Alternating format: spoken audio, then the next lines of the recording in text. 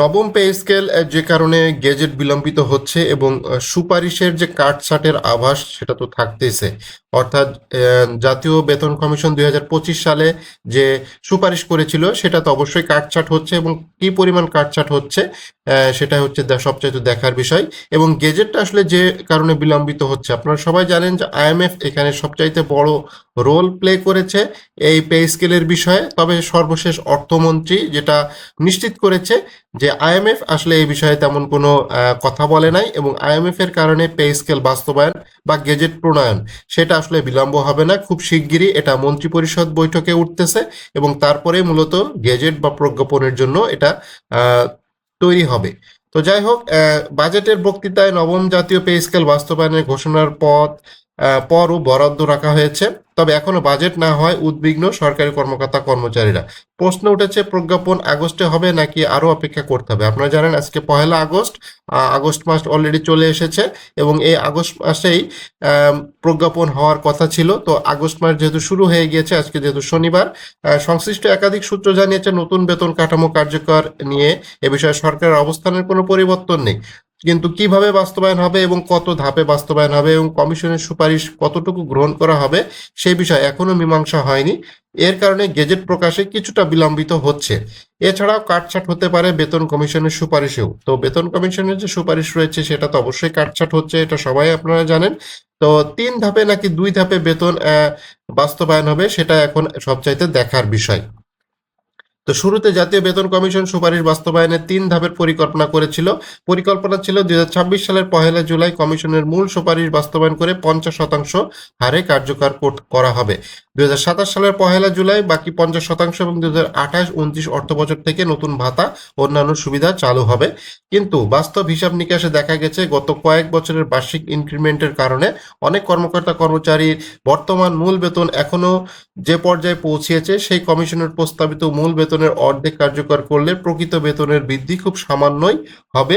তো সেটাই জন্যই আর কিছু তো আইবাসের একটা বিষয় আছে, আইবাসের বিষয়টা এখানে তারা উল্লেখ করে নেই। আইবাসের যে কারিগরি যে সমস্যা রয়েছে সেটার কারণেও মূলত এই 3 ধাপে না, অর্থাৎ 2 ধাপেই বেতনটা কার্যকর হচ্ছে। কোনো কোনো ক্ষেত্রে বেতন কাঠামো অসামঞ্জস্যতাও তৈরি হতে পারে। এর পরিপ্রেক্ষিতে 3 ধাপের পরিবর্তে 2 ধাপের বাস্তবায়নের চিন্তা ভাবনা শুরু হয়। সেক্ষেত্রে চলতি বছরের 1 জুলাই থেকেই নতুন বেতন স্কেল, 2027-28 অর্থবছর থেকে নতুন ভাতা কার্যকর আলোচনা হচ্ছে, তবে সেটা এখনো চূড়ান্ত হয়নি।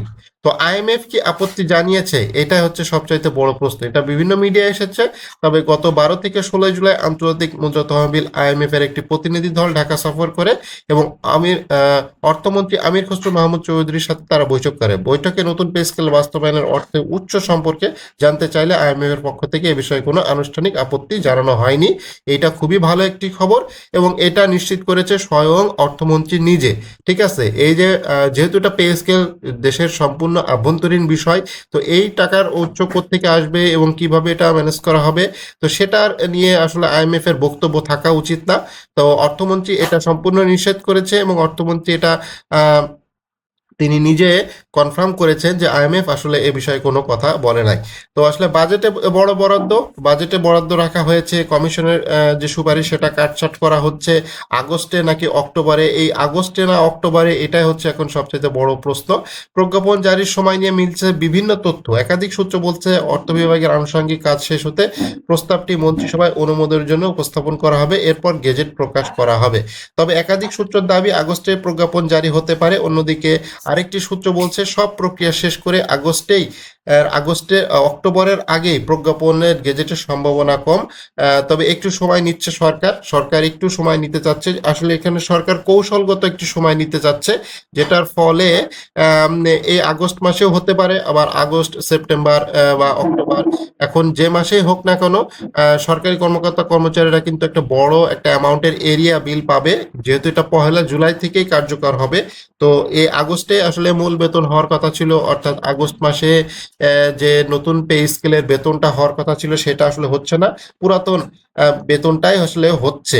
তো এখানে শুধু অর্থ নয়, আছে প্রযুক্তিগত চ্যালেঞ্জ। প্রযুক্তিগত চ্যালেঞ্জ বলতে ওই যে আইবাসের যেহেতু ইলেকট্রনিক ফান্ড ট্রান্সফার ইএফটি এবং আইবাস প্লাস প্লাস সফটওয়্যারের মাধ্যমে পরিশোধ করা হয়। তো এই আইবাসের বেশ বেশ কিছু আপডেট হচ্ছে, এখনো কাজ চলমান, সেইটার জন্য একটা অপেক্ষা আসলে করতেই হচ্ছে, কারণ আইবাসে বেশ বড়সড় পরিবর্তন আসতেছে।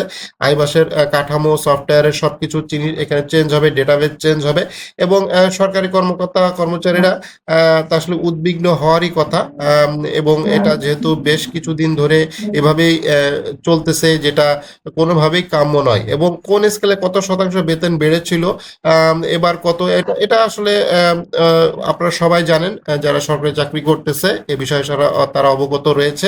এবং যেহেতু সেই 1973 সাল থেকেই প্রথম বেতন স্কেল ঘোষণা করা হয়, তারপর থেকে এইভাবেই বেতন স্কেল ধাপে ধাপে বেড়েছে, এবং বিভিন্ন ইনক্রিমেন্ট বেড়েছে, এবং বিভিন্ন স্কেল জারি হয়েছে। তো যাই হোক, সরকারি কর্মকর্তা কর্মচারীদের যে স্কেলের যে গেজেট, সেটা খুব তাড়াতাড়ি প্রকাশ হচ্ছে। অর্থমন্ত্রী এটা নিশ্চিত করেছেন, প্রস্তুতি চলতেছে, কাজ চলতেছে, খুব তাড়াতাড়ি এটা আর একটা ফলাফল পাওয়া যাবে, এবং আগস্ট মাসে আশা করা যাচ্ছে যে পে স্কেলের গেজেটটা হয়ে যাবে।